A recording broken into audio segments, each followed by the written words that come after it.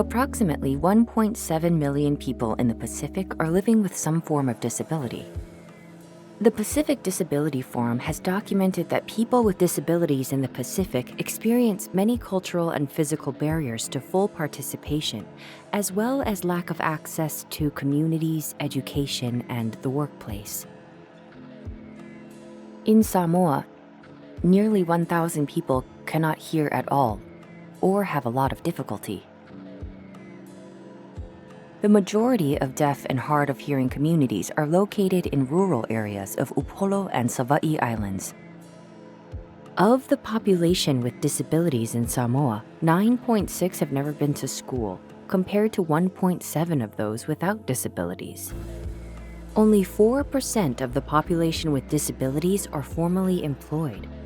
These statistics highlight the exclusion rates of persons with disabilities in Samoa and the need of human rights education.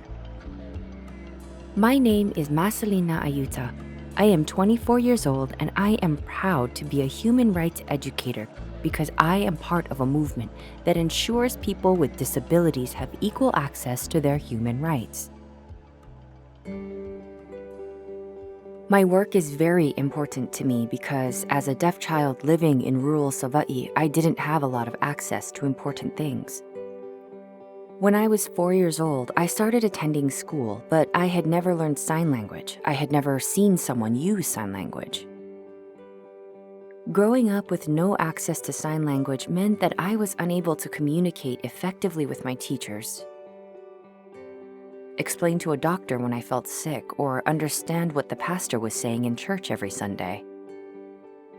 I felt very isolated and like I couldn't keep up with the other kids my age. I didn't know what was happening in my community, and I always got bad grades in school because I never understood what the teacher was trying to teach us. It wasn't until I was much older that I realized I had the same rights as people without disabilities. And when I was supported with a sign language interpreter, I could do the same things as everyone else. There are many interventions needed to ensure that people with disabilities have equal, meaningful access in all of society.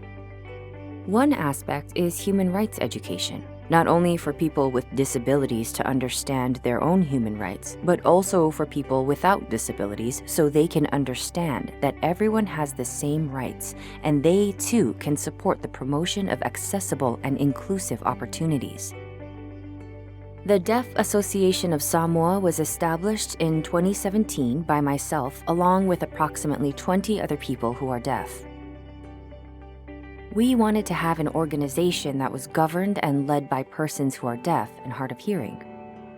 I took on a much larger role as an educator and teacher when I joined the association as a staff member in 2020.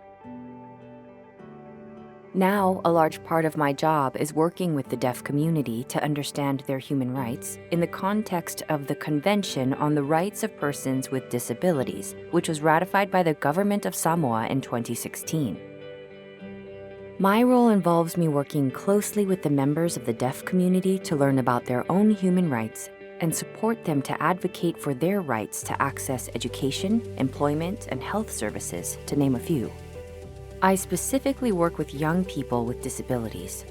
I have found that youth with disabilities always want to engage in human rights education.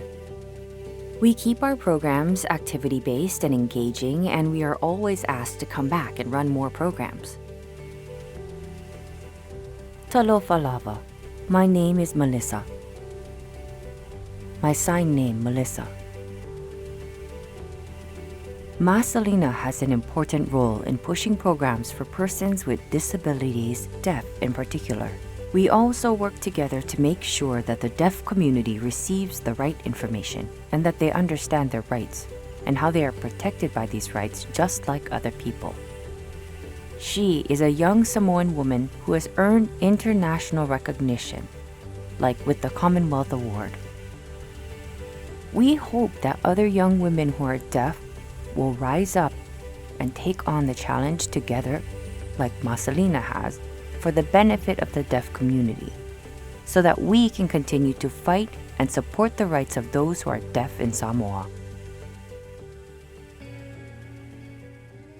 I'm really proud of the fact that through my work, I am able to ensure deaf-led advocacy for the deaf community. Being a young deaf woman from Savaii, Samoa, I get to speak throughout the country to members of the deaf community, and I can see the impact it has. You can't be what you can't see.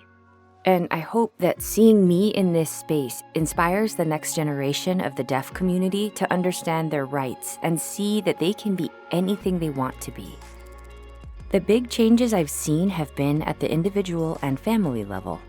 Working with families of young deaf children in Savaii, I see them realize that their child could grow up to take on leadership roles and work to support their family, just like me.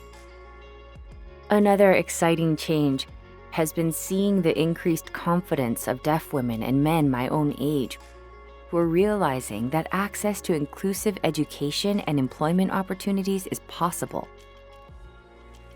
And that with knowledge of their human rights, they can advocate for opportunities in their own lives. The world needs human rights education because we are not all born with equal access. And it can be difficult to advocate for ourselves if we don't know what our rights are.